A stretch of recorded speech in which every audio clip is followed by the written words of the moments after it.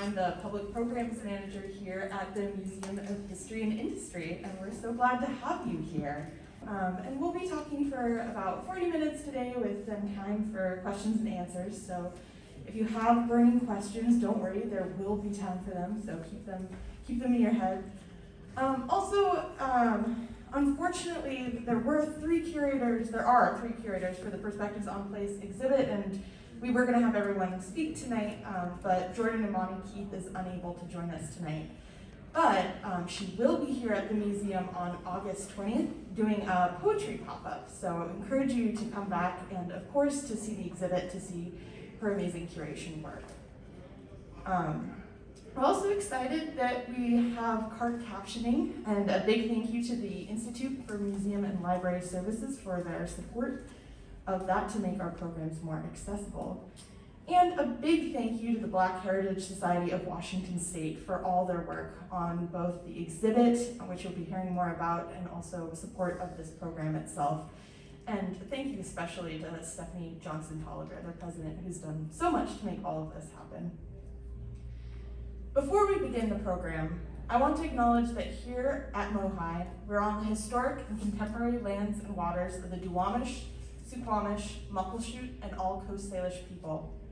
Historically, Native communities were forcefully removed from the city, but today we honor their continued endurance with deep respect and gratitude for their unbroken stewardship of this place.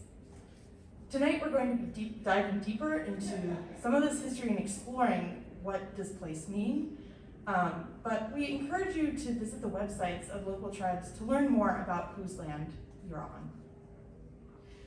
So hopefully, actually, since we're kind of a small audience, can you raise your hands? Has anyone been to the Perspectives on Place exhibit yet? Some of you, okay, so we're gonna have time tonight, I think, after the talk to go see it. So that's exciting that this will be a good intro. This exhibit came about, we have a special exhibit on Ansel Adams, and we knew that we wanted to do something local. Ansel Adams is not a local photographer. And we could have just found a local photographer to do an exhibit, but we decided we wanted to do something different. Rather than focusing on one specific photographer or drawing from one collection, we wanted to embody our values and commitments to community and share voices from people in this place and share multiple perspectives. And that led us to partner with the Black Heritage Society of Washington State, who is our institutional partner, and connect with local curators. And so we reached out to 3 community members to act as curators, 2 of who you will be hearing from tonight. And we asked each curator to select 5 images from both the Black Heritage Society's collection and MOHAI's collection for a total of 15 photographs. And there were a lot of initial brainstorming meetings, and Isabel Hayward, who unfortunately wasn't able to be here tonight, our exhibits manager, really led this process, and then Anna Elam, who is here, our library collections manager, worked closely with the curators, along with BHS collections committee members Ethel Marie Hubbard and Stephanie Spearman. They went into the collections and found images in unexpected places like scrapbooks and postcards, personal materials, to really delve into a variety of different images that the curators could choose from. And when you get the chance to see this exhibit, it challenges you to think more deeply about the region and the stories we tell about ourselves, the natural landscape, and people who live in it. So that's enough context. I now am excited to actually introduce our 2 speakers tonight, 2 of our curators. And the first is Ella Guo. And Ella is a Beacon Hill resident and 17-year-old recent Nova High School graduate. Congratulations. Yes, exactly. That's a applause. Yeah. So they take a social justice focus at school and work with communities advocating for the integration of an authentic student voice within school policy, something no doubt you will carry on as you continue your education. And are a photographer and occasionally have served as youth photographer for Young Women Empowered, a Seattle area nonprofit dedicated to empowering diverse young women to be creative leaders and courageous change makers. Rachel Heaton is our other community curator here, and a member of the Muckleshoot tribe and descendant of the Duwamish people, a community organizer, mother, nature lover, and an activist. Rachel speaks on violations of Native and Indigenous peoples' rights, finds ways to educate and bring awareness to those outside of her community, and creates visibility of Native people in outdoor spaces.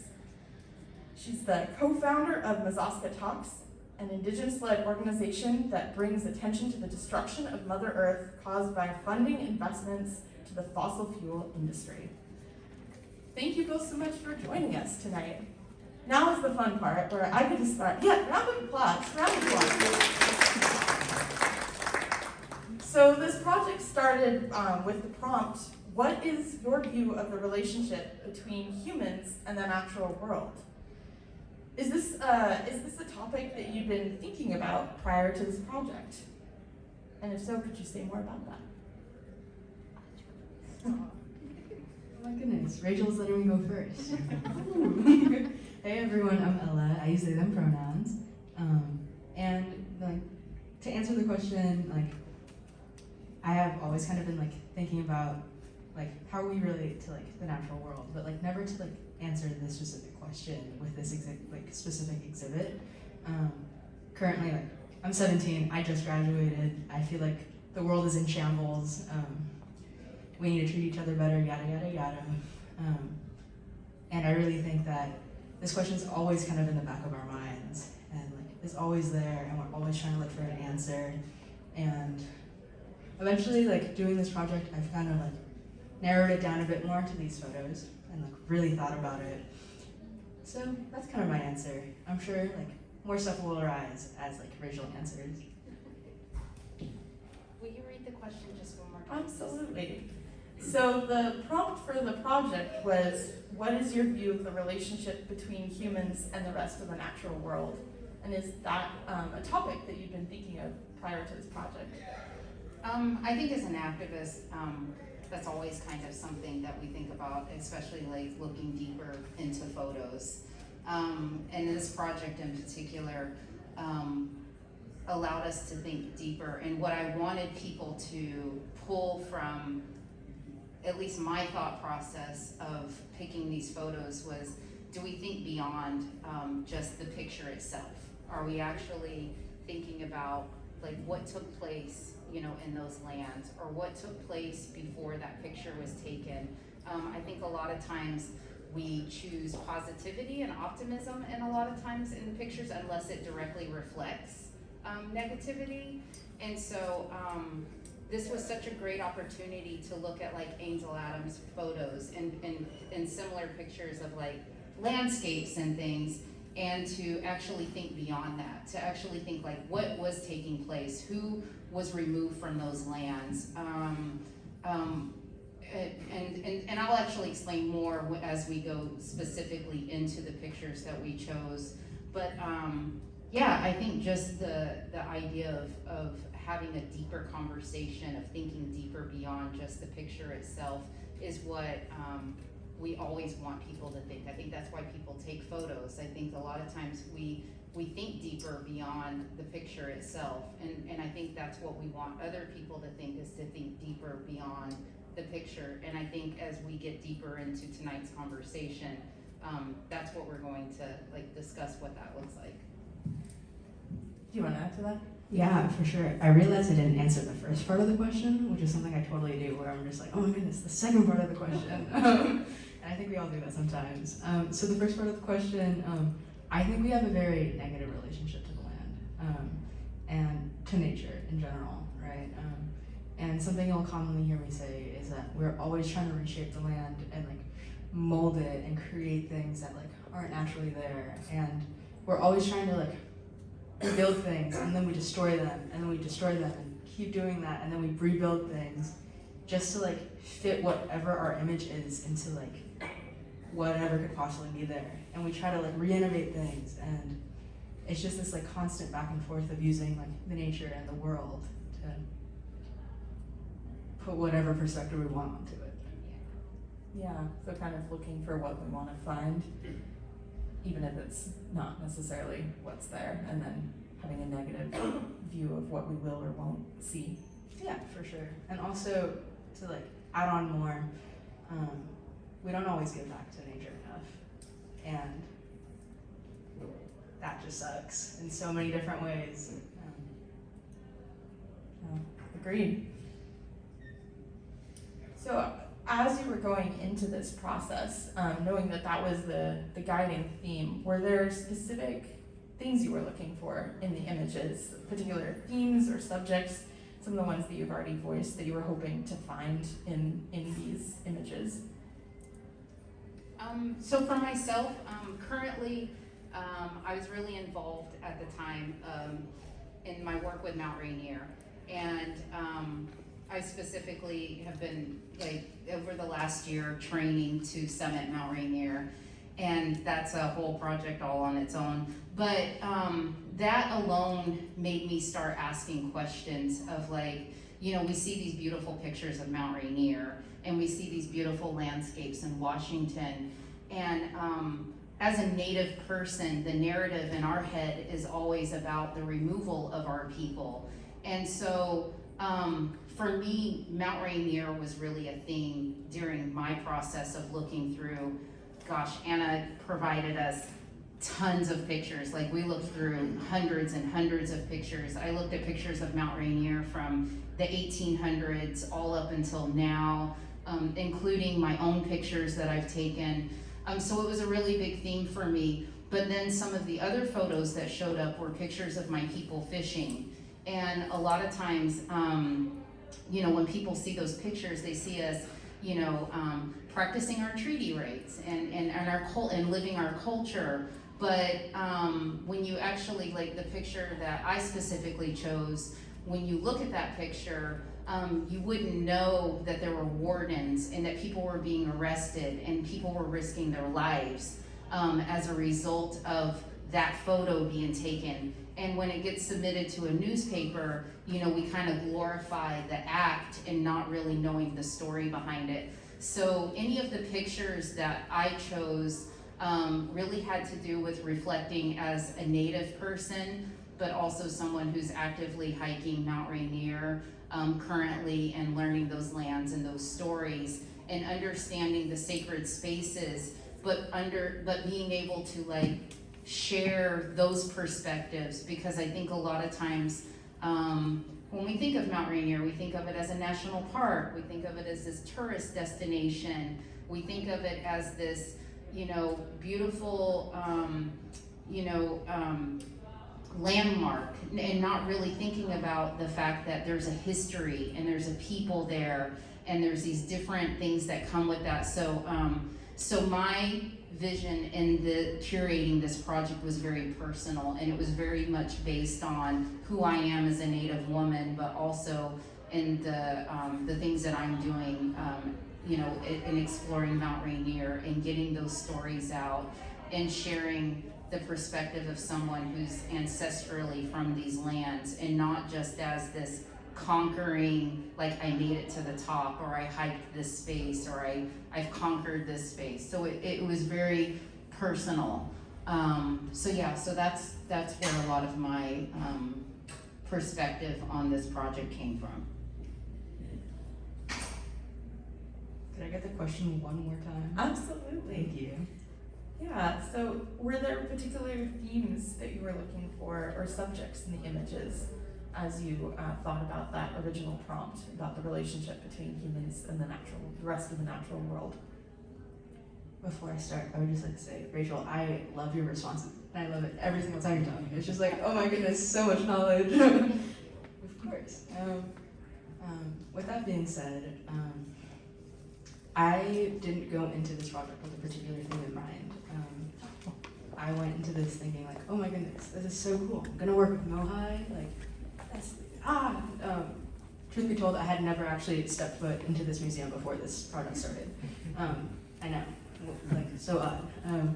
But as soon as I did get started, and as soon as Anna in the back started, like, providing us with photos, we had so many photos to go through, and it was just so interesting looking at these and being like, wow, like, like Rachel said, you never really know the context of like these stories and like the reason why like these photos were taken, and like, you know, the common phrase of like a photo is 1,000 words, or like whatever that means, right? Whatever, like something along those lines. A photo is definitely more than 1,000 words because you don't know the context behind it. And like, again, going through these photos, going back to the question of like, what themes did I see? I just saw so much destruction. And like, that's kind of cynical to say, that's kind of like sad, but it kind of was what I was seeing as like a youth in this age. And additionally, it was just saddening to see those things and like think, wow, this is what the land could have looked like if we had preserved it, and like if we really like slowed things down, and continued to like take care of it and continue to like not conform things to what we want them to be, and rather conform things to like help assist and help grow and like flourish nature. I'm not sure what else to add to that, but that's pretty much it. That's great. Yeah. It seems like both of you were looking at both similar and different ways to how the land is used, and the continuity of how the land has been used over time, and relationships to the land that are ongoing, and then also destructive patterns that are ongoing as well. So both the continuity of deep relationship and in some ways deep disconnection from the land. So as you were looking at all these photographs, how did you edit it down to just 5? What was that process like? Honestly, it was hard because for myself, because this was a local curation project, you know, my ancestors come from this land. As a matter of fact, they come from these very shores that we're sitting on right now. And so for me to look at pictures from the 1800s and the early 1900s, you know, to see Beacon Hill resemble Mount Rainier right now, and to see old growth on these roads, and to see trees right here on, you know, Lake Union. You know, my family's villages come from these specific places. My family built, you know, they were making baskets on these lands and fishing and building long homes. And so for me, these pictures took me back to that space, to thinking about what were my ancestors doing on these lands? What were, you know, their lives like in these spaces? So for me, there was a huge connection of really thinking back into, you know, to that space of like, you know, before Seattle was Seattle, you know, it was the land of my people, and we were fishing in these waters, and we were living off these lands, and we were traveling our canoes through these waters. Looking at all of these pictures really brought me back to thinking of like those thoughts and connecting to the land even more, knowing that my ancestors specifically came from this place. So yeah, it became a deeper project for me, looking back at photos that I'd never seen before. And you know, and also too, like even looking at Mount Rainier and how much making that a national park kept it preserved also. So like that was a different perspective to look at. So yeah, there's a lot that came from this project, and really even connecting in that way was important. That's great. Yeah, I can imagine that was hard to choose then. Yeah, Given- so given narrowing all it that. down, because there were so many, like I said, Anna was amazing in providing us so many pictures. So being able to look at just the different ones, I was able to look here and imagine like, gosh, what was it like when my people were right there on the shores? Or, you know, what was it like when, you know, Seattle was, had old growth in it? Like that's something we can't even imagine now. A lot of times when I do land acknowledgements and things and speak in places, you know, I talk about what the land looked like before. And so like looking at those pictures was really, really cool. But narrowing it down was not easy at all. I think I went from like 100 pictures to like 20 to 10 to like you're really gonna make me pick 5, down to, hey, you get to pick 1 and it gets to go with you, and I didn't even know at that point which picture to pick. So yeah, it was not an easy process to narrow down. It's good to know we have all those too to come back Yeah. for, even the ones that didn't make the exhibit itself. Yeah. What about you? It was very stressful, to put it in one sentence.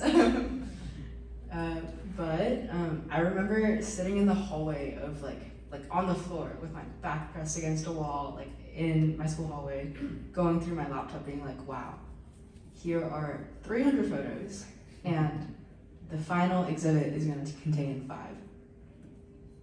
How in the world am I going to choose? A very similar thought process, just like between photos. Some background, I'm a photographer, so, you know, in a regular photo session, I would take like anywhere from 200 to like 500 photos, and you might be wondering like, wow, that's a lot of photos. They're very, very similar photos to each other. If you're like, you know, taking bursts of photos, you're like, wow, I have 10 photos of the same exact thing. So as a photographer, it's always easy to like narrow down which photos like look the best, have the best lighting, are the sharpest. But these are 300 photos of completely different things with completely different contexts. And it's just super hard knowing like, wow, each of these have their own unique story to them and they come from their own unique time period. And like, wow, only 5? Like 5. And it was like 300 to 100 to 10 to 5 to 1. And that's super, again, super, super stressful. You're like, oh, I want to use all of them. yeah, I do want to use all of them. They're all so precious and they all, like, so many different things. Kind of just going in circles here, but you guys get the picture. But eventually, I did narrow it down to 10. And then I did narrow it down to 5. And out of those 5, I did have to pick 1 that was going to come with me. And the way I narrowed it down from like the 100 to the 10 was simply just like, which ones stick out the most to me? Which ones do I feel the most emotionally attached to right now? Which ones do I have the most questions about? Which ones do I really want to learn more about? And that curiosity, that interest, that drive is something that I think we need more of in this world. And I think we need just more curiosity, more questions. Always a great thing to ask more questions. And then I got to 5. And then the one that, you know, I'm bringing home with me is one that like is super meaningful to me. And I go to that place like very often, and it was just super fun. Well, that's a great transition because now we're going to move into the top ones that you want to look at deeper. Do you want to go first talking about that photo? Sure, let's do it. So this is the photo, right?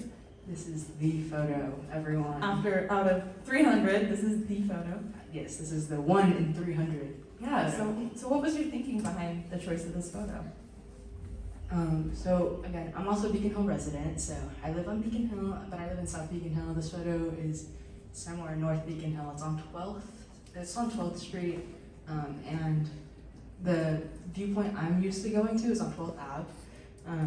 And my friend Lily over here actually like showed me the viewpoint for the first time, so that was fun. Oh yeah. So I really like this photo because it's someplace I used to visit, and this is like more than quadruple my age, I think. And I visit this viewpoint every single like weekend, and like now it's just Soto and like concrete and ships and like lights and so many other things. But as you can see in this photo, like it's land, there's like water, there's so much water actually, like you can't even see that water from like Beacon Hill right now. And like the Space Needle hadn't been built, there's no like big skyscrapers, like look how tall those trees are compared to those buildings. There's just so many things that are so different in this photo than like what they are now. And it's really interesting to think about like, wow, I can really be in this place and see all these things and really live through them. But it's so different. Yeah, it really is. We were looking at it earlier today, so my coworkers and I, and so much of that water is filled now and is land, and thinking about how much the coastline has been changed by humans.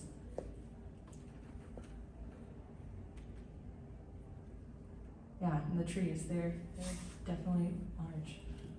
Definitely. Oh yeah, for sure. So much difference. It's kind of, you know, the more you look at it, the more you're gonna see. That's a great pick. It's a great pick of a pick. Great. 1 in 300. Yeah. Anything else you want to add about this photo before we look at a different one? I will let Rachel go before I just keep going on circles about how much I love this photo.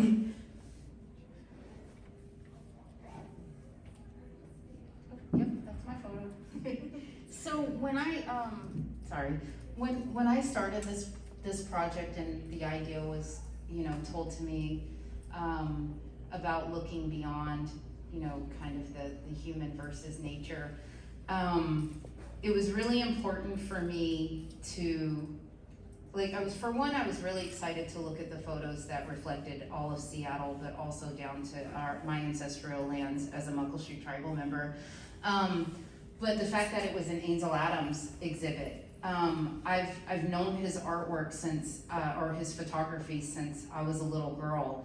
And as someone who likes to take pictures of, you know, landscapes and things, his work has spoke to me. But at the same time, I wanted people to look at the fact that white photographers, renowned photographers who have profited off of these beautiful landscapes, are we really thinking beyond those landscapes? Like when we look at, so one of his famous photos reflects Devil's Tower.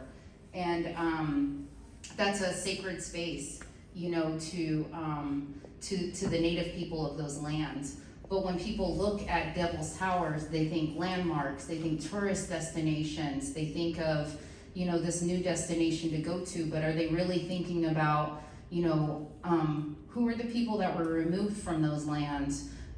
What took place in order for that to be a landmark? You know, what sacrifices had to be made in order for that space to be considered what it is? And so, looking through hundreds and hundreds of photos, it was hard to not think that about Mount Rainier. But this picture right here in particular is my people fishing. And this is us practicing our treaty rights and living our culture. But when people look at that, they look at this beautiful picture of native people doing this wonderful thing. They're fishing, they're living their culture, they're being who they really are. But what people don't know, for example, and what I wanted to come from this exhibit was I wanted people to look at pictures of landscapes. I wanted people to look at nature and to think beyond just that image and think about like what was really taking place in that photo. Who was removed from those lands in that photo. And in this picture in particular, this was in the early 70s, you know, the fishing wars were taking place. And my people were arrested for this. And so what you don't know, like while this looks like this great picture of my people practicing, you know, their cultural practices, there were wardens that were standing on the side of the riverbanks waiting to arrest them. And so that's what I wanted people to dig deeper into the history of photos and really start thinking into, you know, the people of those lands, but also what's going on. Because like I said, you know, our people lived and died for this. This is, you know, this was our culture. It's our treaty rights. It's our ability as sovereign nations to do this. And so while you can't see the wardens on the bank, these men were arrested as soon as they were done fishing. And so that's what I wanted to invoke, was deeper thought beyond just like this pretty picture or this beautiful landscape. I wanted people to start thinking about the removal of those people, because those people still exist in these spaces. My people still fish on these rivers. We still live at the base of Mount Rainier. We still harvest in those lands. We have cultural practices. So that's why I chose this picture, was because I wanted to invoke thought, and I wanted people to think beyond just that picture and really wonder what was really going on, what was really taking place, what was really being risked or sacrificed. So yeah, this picture was really important to me. For one, it's my people and it reflects my people, but it also gave me the ability to tell people like this was a really deeper way to think about how we look at photos. Yeah, I really appreciate that, how much of the story gets glossed over by just appreciating it for the aesthetics and really not thinking about the history and the ways that the ways that we're not seeing everything that's happening, or the thing like with the wardens, the things that are happening just outside the frame. So yeah, I think this is a really great pick for that, and I hope that makes everyone, as they're going through the Ansel Adams exhibit, think deeper about those photos as well, that knowing deeper stories behind the photos that you picked will then continue to have people do that critical thinking, even if the context isn't there, that they'll be wondering what it was. So kind of related to the things that you're hoping people think about and the critical reflection, are there particular emotions that either of you wanted to evoke in the audience with the choices that you made for your photo selections? I mean, I think I expressed most of mine, and mine is more, you know, as an activist and as a protector of Mother Earth, you know, I'm always thinking of, you know, how can we be better stewards, you know, of this land? And so for me, it's, you know, photography has the ability to tell stories. We have the ability to share stories. And so I just hope that's what people really start gathering, is like thinking about those stories versus, I think sometimes we get in the habit of invoking optimism with photos unless it specifically asks you to, you know, think in a different way. So something that can seem so beautiful could really be really dark. And so I think just telling people that, like, if it really does intrigue you, if it does, you know, bring up history, if it brings up, you know, current events and things that we're seeing in the world, like thinking deeper beyond that, but also too, like, not just thinking beyond it, what can we do to just be better stewards and you know, of this land? How can we be better to nature? How can we be better human beings? How can we protect Mother Earth? You know, because really that's, I think, you know, that's what we want to eventually, like, pull from these things, is not just a conversation, not just telling the story, but what are we going to do to be better human beings when we talk about, you know, humans versus nature. And so for me, it was, you know, taking these beautiful pictures, but realizing there's a lot of history on this land. There's a lot of history behind these pictures. And people are still living through this history, but in that process of learning these things, how do we just be good human beings and, you know, and protect, you know, these ways? And so yeah, so just hearing those stories and digging deeper, I think just allows us to be those human beings. Yeah. Absolutely. Again, love hearing Rachel talk. I totally lost the question while listening to Rachel. Not a problem. Were there particular emotions that you wanted to evoke in the audience as you were picking the photos? Thank you. I am not sure if I really wanted to evoke any emotions. I really just wanted to ask questions. And I think through those questions, you can definitely hear my emotion while asking.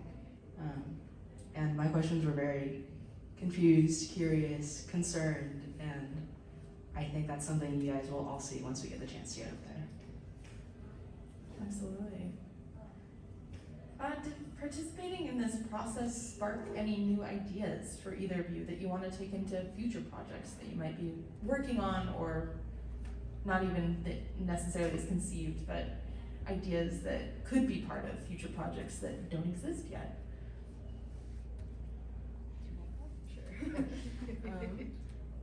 To be honest, I don't really have any future projects in mind, since I'm all going off to college, and I'll take it like as a background, and I'll take it like with me, and I'll always carry it because I love this place and I like love everything you guys do, and I love being a part of this project. So this will always be with me, and I'll definitely like think about it, and I'll definitely continue to practice like the skills I've learned through this project in future projects. But I don't have any particular project in mind right now that do or don't exist. For myself, and even holding myself accountable to think deeper into pictures, you know, that we see all over the world, not just here. I know as an activist, I see a lot of pictures, you know, of other movements in the world, and sometimes, you know, I think we just look at those pictures at face value, but really, what my hope is that those stories and those things make us dig deeper, and whether it's getting involved in something or participating in something or sharing our stories, that's what I hope to get from this. But I'm still working towards summiting Mount Rainier, but also sharing our stories, because, you know, how do we educate people if we're not in those spaces? So, you know, that project continues for me, but also too, just to you know, continue to have these conversations, to have other people, you know, evoke thought, or even, you know, present that to us, you know, as curators as well. But I hope I come back and get to be in this space again, so. Yeah, it's been amazing working with both of you.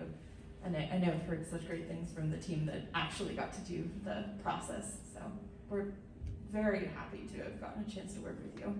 So we're about ready to open it up to questions from the audience. But before we do you have questions for each other about your different processes or things that come to mind, having gotten a chance to talk with each other?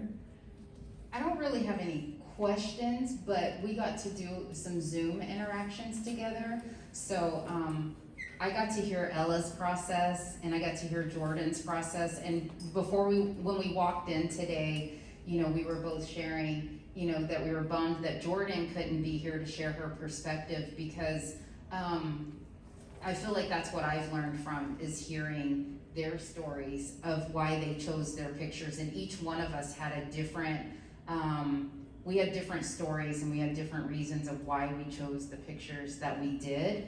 But what was cool is that the choice in our pictures all came from good places. And we all had our own stories of why we wanted to know about those pictures. So I feel like I did get the chance to do a lot of that through our Zoom, and not so much in this face-to-face process, which is cool that we get to meet now.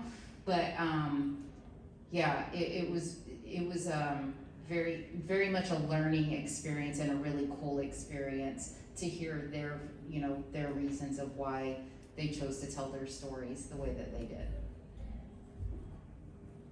I also don't have any questions, but I would like to second you, for sure. And fun fact, we, like, the three of us, the three curators, have like never met all in person, with like the three of us present. So that's always been super interesting, and I always like love hearing you guys talk, and like love hearing what you guys bring to the table, or like to the figurative Zoom table.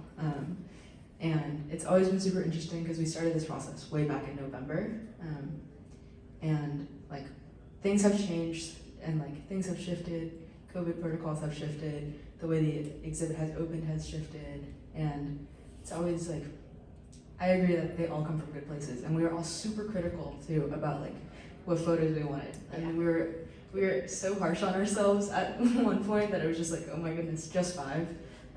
But you know, we got through it. But yeah, we all did an amazing job, and I really want to thank MOHAI for that. Well, we want to thank you for the amazing job each one of you did. And I'm sorry again that Jordan can't be here, but so glad to hear from both of you. And I want to give the audience a chance to ask questions. So we are recording tonight, which is why we're going to ask you to use mics. So Sora in the back has a microphone. So if you have a question, raise your hand and they will come to you with the microphone, and you can ask your question.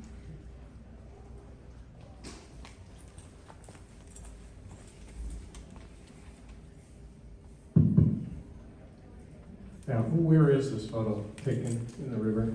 So this is on the Green River, not far from Auburn, Washington.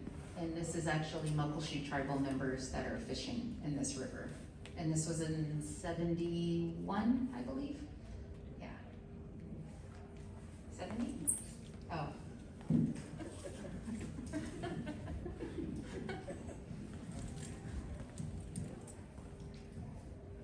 Yeah, that photo, do you know from which photographer it came from and what context it was taken? You know, could have been a warden, if I think about the story, it could have been a warden taking a photo for proof of illegal fishing. Or could have been an activist at that time who took the photo. So I believe Anna in the back can answer specifically since she was our librarian for all of these I'm photos. Anna Elam, I'm the librarian on the manager. So this photo was taken, it's part of our Seattle Post-Intelligencer photography collection. So it was a newspaper photographer. And from the angle, it looks like he was standing in the river when he took this one. We did show Rachel a proof sheet of the whole roll, the whole roll of film. So it was a photographer documenting this practice of treaty rights. And as Rachel mentioned, a game warden was also there at the time.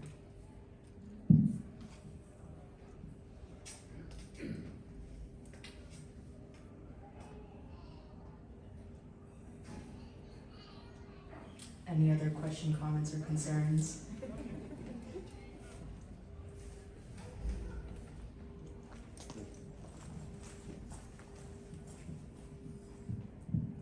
Well, thank you for sharing the journey of selecting a photo. I can only imagine, you know, the challenges of that, given how amazing MOHAI's collections are, and it's wonderful in this exhibit to see these photos, you know, for the public to be aware of them. I was kind of curious to get back to the photographer question, especially with having a background in photography, kind of how you can, if and how you may have considered the photographer's perspective in this as well for making these selections. Oh yeah, 100%. Do we have all 5 of the photos on this? No, unfortunately not. Okay. So there is one photo that I was particularly confused about, and it's the Beacon Hill Playground photo. I'm not sure if have you been up to the exhibit there? So it's up there, and it's just kind of like a plain field of grass with like a swing set behind it. And when you're looking at that photo, I picked that photo because it was super jarring to me to see that it was just the bench in front that was in focus. And like as a photographer myself, why would I put a bench in focus and not like the people in the background in focus, or like to make the image sharper? But that was just, again, super jarring to me, and I was kind of questioning why the photographer did that, and then it made me realize like, wow, this photo feels really lonely. Like this photo like had to have been taken alone. If not, like then maybe there was someone like behind them instructing them like, oh, maybe this is how you take a photo of a bench. I doubt that's what happened though. But like in that photo, you can see people in the background. There's some person like on top of the swing set, and like I think the characters in that photo are so interesting, and I don't understand like why you wouldn't put that in focus. But it also, again, invokes this like feeling of loneliness. So I can also see that being a reason why.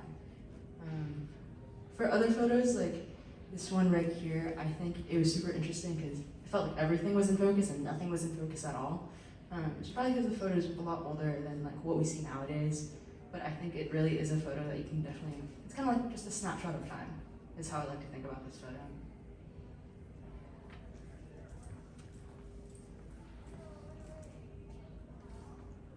Did we have a hand up front? Got me. I have more of a process question. I've been involved in the process before with MOHAI, and I kind of was struck by the difference in the colorization of photos versus the black and white, and what that does to you emotionally. And the ones that we were reviewing from the Al Smith collection basically were, I don't know if it was Polaroid, I don't know when the color process actually came into photos, but I was just wondering how you guys felt about black and white versus colored photos, you know, on the history of Seattle, because the black and white invoked more of a historical snapshot of time to you guys versus color being added into the photos?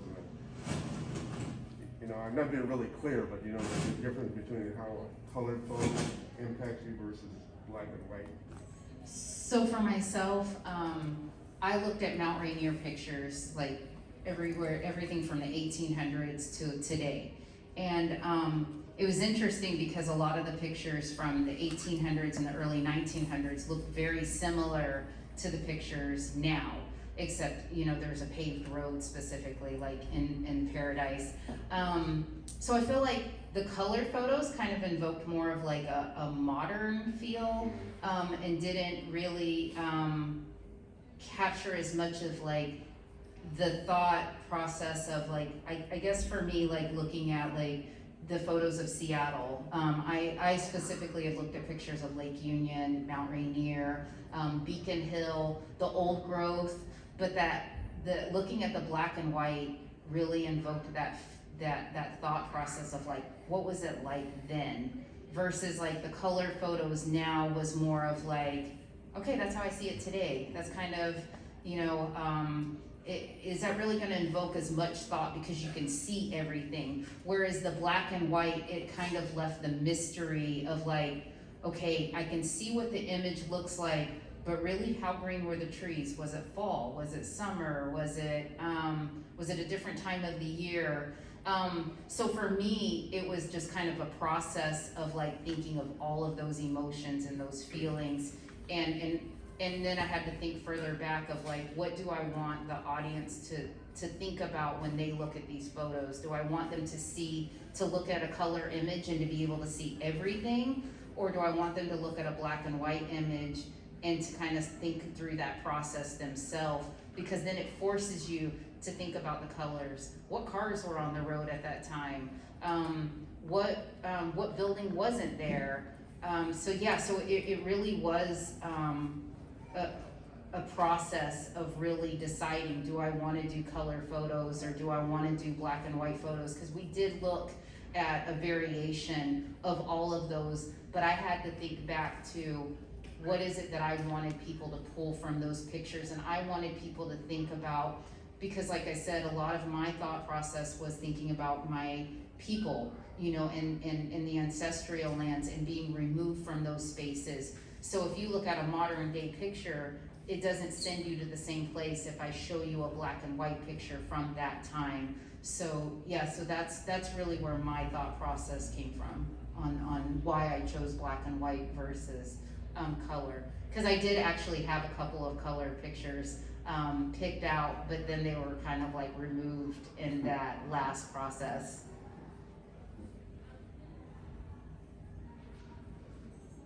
I don't have any comments. I kind of just solely picked black and white photos. I'm not sure, I don't remember if I had any colored photos in like my big 100, 300 like collection.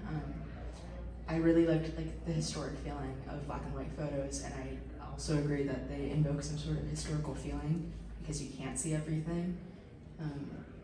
And I don't do black and white photography, so this was something that was extremely interesting to me. Anybody have any last questions before we close?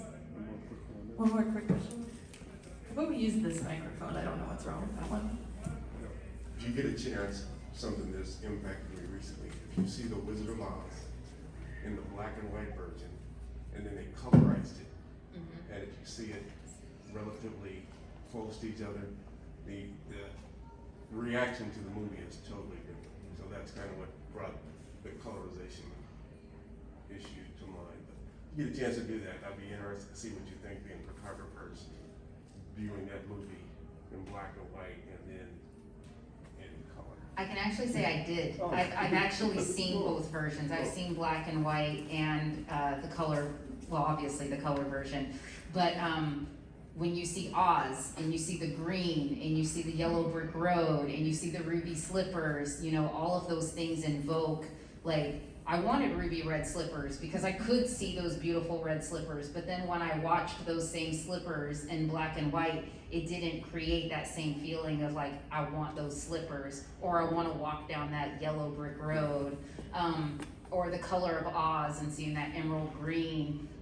So I that's exactly, you know, that whole process of like, you know, do I choose color? Do I choose black and white? What kind of thought do I want to invoke? And not because, you know, like I said, seeing those ruby red slippers invoked a completely different thought than seeing those slippers and not being able to see the color of them, and then just imagining, are they red, or are they yellow, or are they blue? And it's definitively in front of you and the answer's there. So yeah, the black and white definitely leaves more room for questions and invoking thought and emotion and things. So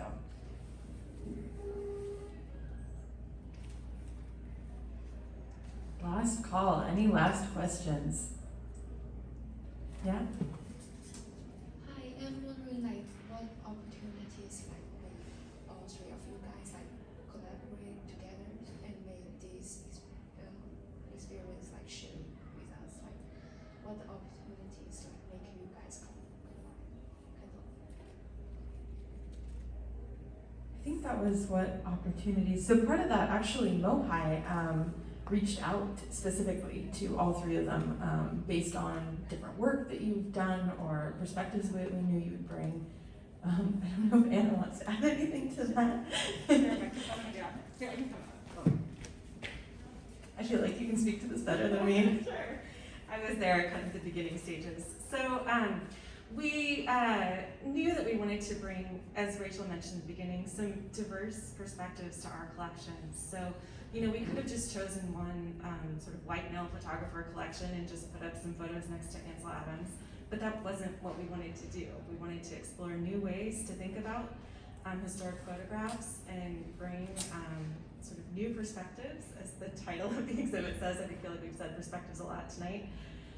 So I know my colleague Isabel Hayward, the exhibits manager, you know, we brainstormed, we reached out to past partners, we reached out to community members to get suggestions for curators, and I think we were just beyond thrilled to have such really interesting, thought-provoking, diverse stories to make us think more deeply about where we live and how we interact with the place that we are.